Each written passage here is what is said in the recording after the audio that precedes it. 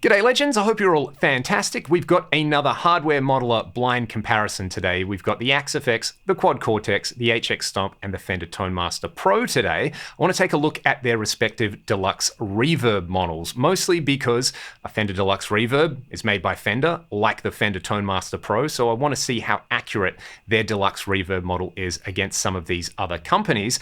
Unlike the JCM 800 video I did, I actually do have a real Deluxe Reverb here to benchmark, so I'll talk about the testing setup, then we'll hear the clips. Like the video I did with the JCM 800s, we are going to hear the same clip reamped through all of these different sources in here. The way I went about this was I got my Deluxe Reverb, I dialed it in where I like it with the volume around 6, the treble around 6, and the bass at 3. I then set up all of the respective Deluxe Reverb models with the same settings where applicable. And things like the Helix and the Quad Cortex do have some extra parameters in there. I more or less left them at the stock settings. Whether I could have spent a bit more time getting them way closer or not is, I guess, for another day and another test, but I just kind of wanted to leave them where the respective companies think they should be. I touched the so-called authentic controls in each of those. On the Axe-Fx and the ToneMaster Pro, you only get the controls that the real amp has on their so-called ideal pages on there. So that's kind of nice that if you're familiar with the real amp, you can just go and touch those controls. So that's what I did there. I did record the amp with a reactive load box, and I did then process them all through the same IR. So let's just go blind and have a listen to a bunch of different clips. What I did do in a few instances is I did go in and actually tweak some of the amp models to try and get them really, really close, but the majority of these clips are just going to be with the controls in the modeler as per the amp. Let's go.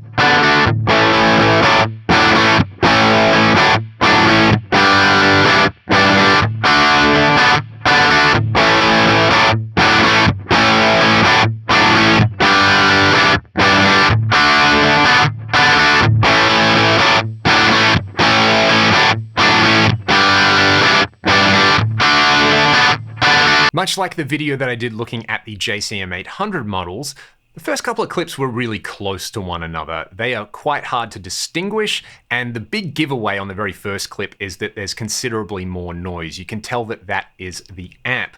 The twist in the tail is that I actually interspersed the amp in a bunch of different times, and there are a few clips in there where I used one of the modelers at vastly different settings to the other. You heard in there that one of those clips did sound vastly different. Well, we're about to see that that one actually had exactly the same settings as the amp and as the other modelers in there, and I had to take that one and just add more volume and more treble. Plus, I also played around with the speaker impedance curve on the ToneMaster Pro, so you hear that with and without in a bunch of different clips. Let's take a look at what each clip was.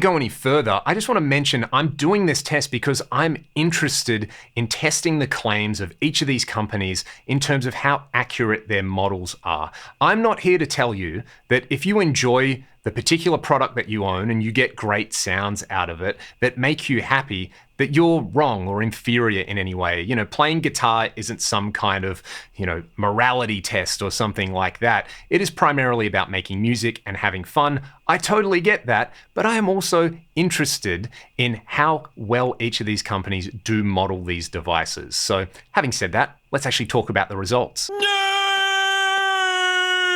I find it particularly interesting that across all of those modelers, setting the controls on the modeler, where applicable, like the real amp, got reasonably close results, except for the Fender model. It sounded way undergained and it didn't sound bright enough. I found I really had to crank up the volume and the treble on there to get the frequency response close to the real amp. And that was either using the built-in IR loading, which applies a speaker impedance curve to the IR, or loading the IR externally, so not having that speaker impedance curve loaded in there. It sounds like the other modelers in the test are using a speaker impedance curve in the power amp section in there. So they're capturing the behavior that the real amp would have, that reactive behavior of the amp. So I found that kind of weird. Again, much like the Brit 800 model in there, I had to go to some extreme EQ in there. Personally, I think once I got those settings on there and when I loaded the IR in the ToneMaster Pro's IR block, it was a pretty satisfying result cranked up like that. Again, I'm not here to tell you that if you enjoy the ToneMaster Pro, you're in some way inferior or anything like that. This is all just about testing accuracy. Speaking of accuracy, we should see how each of these models cleans up. And again, in this setting, I'm going to use the settings that I think sounded closest to the reference point. So let's go through each of those. I'm not going to do this blindly. I'll just tell you which is which.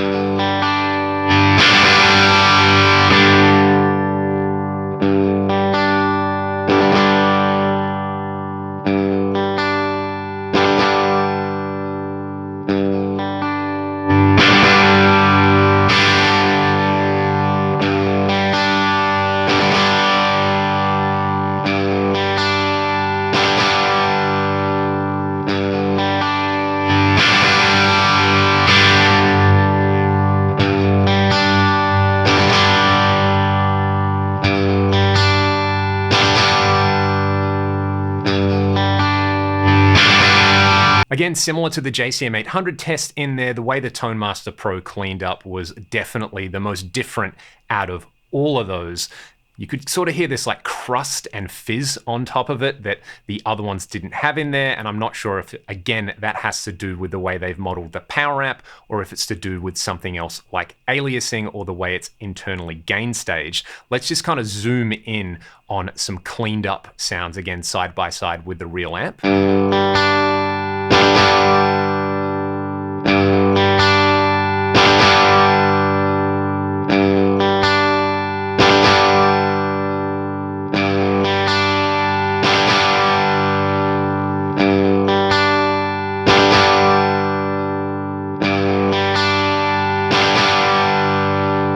I'm going to pull up stumps right there. I'd love to know your thoughts in the comments section below, and I'd love to know if you'd like me to do some more of these tests with some more amp models in here. I'm actually finding this incredibly interesting. I was really impressed with the Axe-Fx and the Helix in this test.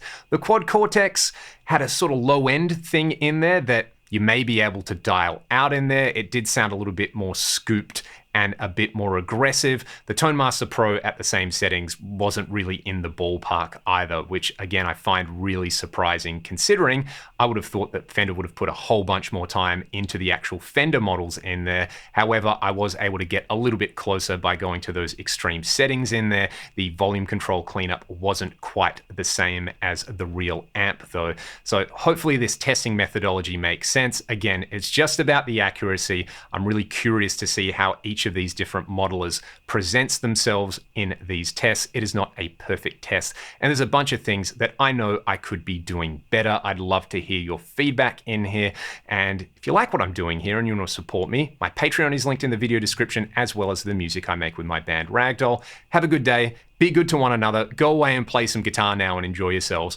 See you next time.